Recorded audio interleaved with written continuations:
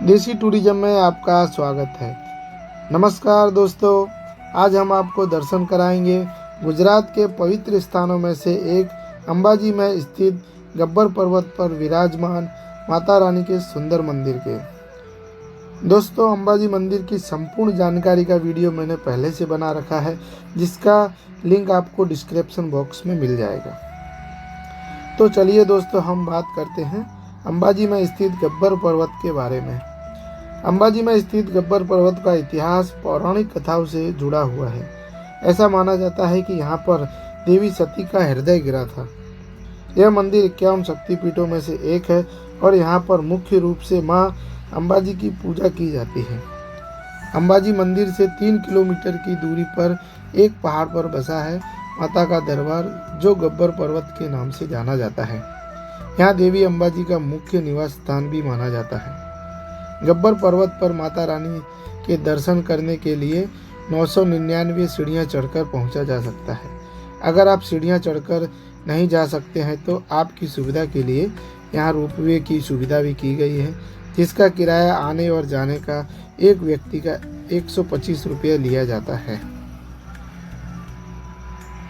दोस्तों, हम गब्बर पर्वत पर सीढ़ियाँ चढ़कर चलेंगे और रास्ते में आने वाले प्राचीन मंदिरों के दर्शन भी करते चलेंगे। तो चलिए दोस्तों, चलते हैं गब्बर की ओर और चढ़ाई शुरू करते हैं।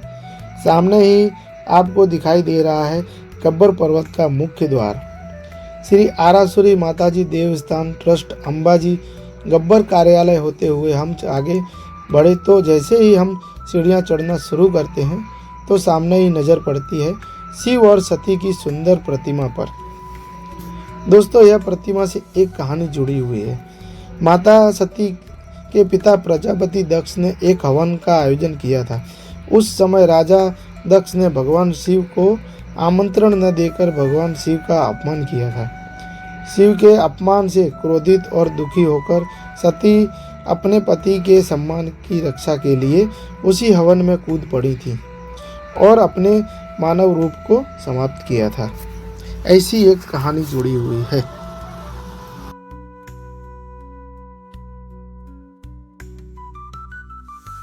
दोस्तों, मार्ग में और आगे बढ़ते हैं तो हमको दर्शन हो जाते हैं भगवान हनुमान जी के सुंदर और प्राचीन मंदिर के।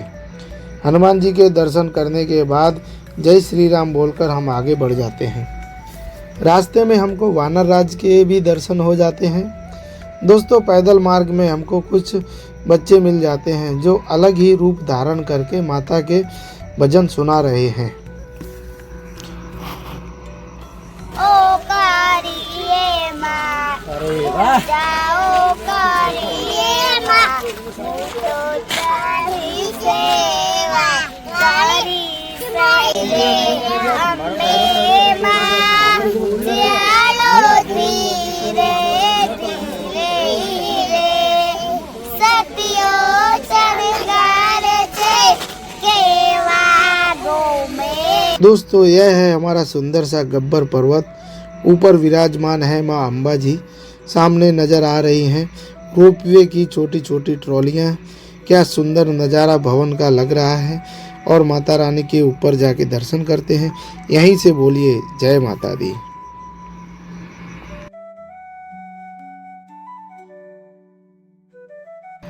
छोटे छोटे बच्चे खेलते कूदते माता रानी के दर्शन के लिए निकल पड़े हैं। जय माता जी के नारे लगाते हुए।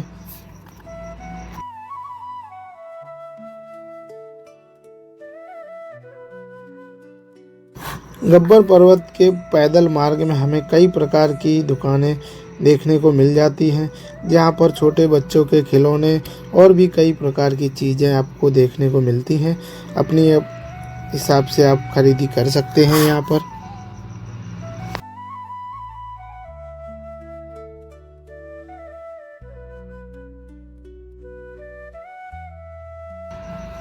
दोस्तों, सामने जो आपको गुफा दिख रही है, यह गुफा बहुत ही पुरानी और प्राचीन गुफा है। यहाँ पर गुफा के अंदर भगवान भोलेनाथ और भद्रकाली माता का सुंदर मंदिर के दर्शन हो जाते हैं। चलिए दर्शन करते हैं भगवान भोलेनाथ और माता भद्रकाली के।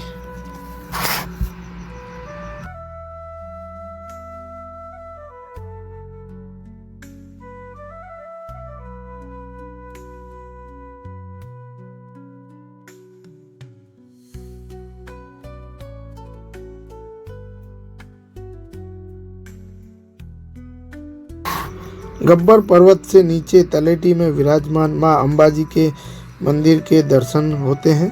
दूर से सुनहरा चमकता हुआ नजर आ रहा है। माता जी का सुंदर भवन क्या ही सुंदर बना है। आप दर्शन कर सकते हैं माता जी के भवन के।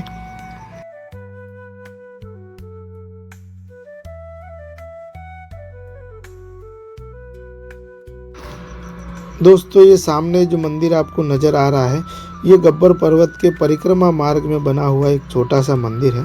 दोस्तों, गब्बर पर्वत के चारों तरफ परिक्रमा मार्ग भी बना हुआ है। उस परिक्रमा मार्ग पर आपको कई छोटे बड़े मंदिर देखने को मिल जाते हैं। मैं कई बार अंबाजी के दर्शन को आया हूँ, परंतु अभी तक मैंने गब्बर परिक्रमा नहीं की है। अगर कभी समय मिला गब्बर परिक्रमा करने का तो आपको वीडियो के माध्यम से परिक्रमा मार्ग की जानकारी अवश्य बताऊंगा।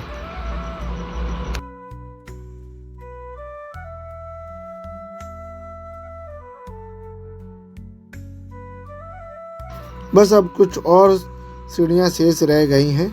ये जो लोहे की सीढ़ियाँ आपको सामने नज़र आ रही हैं, उनकी चढ़ाई पूरी करते ही गब्बर पर्वत पर विराजमान मां अम्बा के मंदिर के शिखर के दर्शन हो जाते हैं। गब्बर पर्वत पर विराजमान माता रानी के मंदिर में एक अखंड ज्योत जलती रहती है। मंदिर के अंदर माता रानी की सुंदर प्रतिमा और चरण पादुका विराजमान है। यहाँ गब्बर पर्वत पर जो मंदिर है उसमें माता की अखंड ज्योत और माता की चरण पादुका के दर्शन होते हैं। और वहीं अंबाजी मंदिर में माता रानी की श्री यंत्र की पूजा की जाती है। अंबाजी मंदिर में माता की कोई प्रतिमा नहीं है, यहाँ बस माता के श्री यंत्र की पूजा की जाती है। दोस्तों, ऐसा माना जाता है कि अंबाजी मंदिर के दर्शन के बाद गब्बर पर विराजमान मां अम्बा के दर्शन के बाद ही यात्रा पूर्ण मानी जाती है। दोस्तों, आपको यह जानकारी कैसी लगी कमेंट करके ज़रूर बताएं। वीडियो पसंद आए तो वीडियो को लाइक और चैनल को सब्सक्राइब करना ना भूलें। जय माता दी।